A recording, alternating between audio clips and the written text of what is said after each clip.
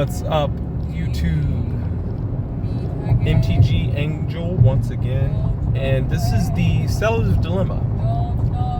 So, picture yourself as someone who's been holding a box of Evolving Skies or Lord of the Rings Special. Either one, because they're around the same price point. You kind of get what I'm saying with this. So you bought, let's say you bought either of them at $200 each. You know, you thought this product is going to go up. Fast forward, and the product is now $2,400 each. It's pretty good. Should you sell?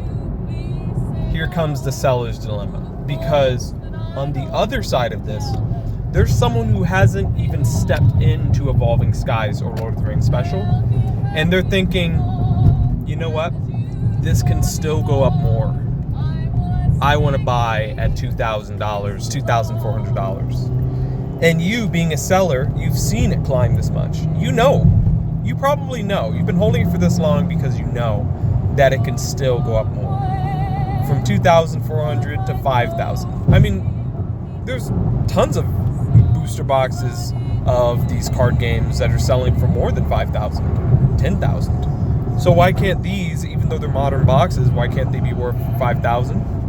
They can easily. So your dilemma is, if you sell now, you can never buy it back for the price that you're selling it at. You know, that's pretty much it. You're out of that position.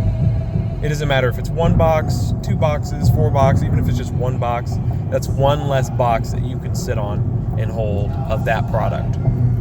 So it makes it kind of tough to want to sell a lot of products, especially when you have conviction. Because you know that, yeah, sure, you might be able to use that money into other things, other products, but you can never get that one back. And that one's in your hands. And who knows which product's going to go up. So let's say you take two different products. One's going to be Prismatic Evolutions, and one's going to be Evolving Skies. You're going to take these products and you're going to fast forward 5 years into the future.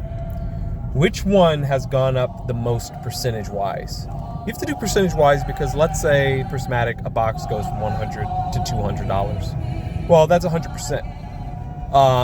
And if you would have put that same $2,400 that you would have had for the Evolving Skies into Prismatic, you'd have 24. So, you know, you sell the 24, you could have made either 200%, or let's say the Evolving Skies, it would pretty much have to go to 5,000 for you to get the same 200% out of it. Not saying one is more liquid or less liquid than the other. You know, that's just some things that you can't really predict or foresee. But yeah, I just wanted to really talk about just the seller's dilemma, which is this product that you have conviction of, and you know it's going to go higher, but maybe there's some things you want to buy, or maybe you want to get this and sell it and buy something else. But it makes it kind of hard because the item you have, you can never get back in on. I mean, you're gonna fast forward a year or two, and you're gonna see it break new highs, which you know it will, and you're gonna be like, dang, I had one of those boxes, like, and I don't have it anymore. Man, I should have kept held on. Even though you could have been making money with the money, you could have been making money by selling it. You know, it could have worked way better for you. But part of you will always kind of be like, man, I missed out. Always. It's going to be hard to really, you know, cut that out, unless you just have so much of it that you can't really think about. So that's all I really wanted to talk about, is just this idea of like, there's no good time to sell.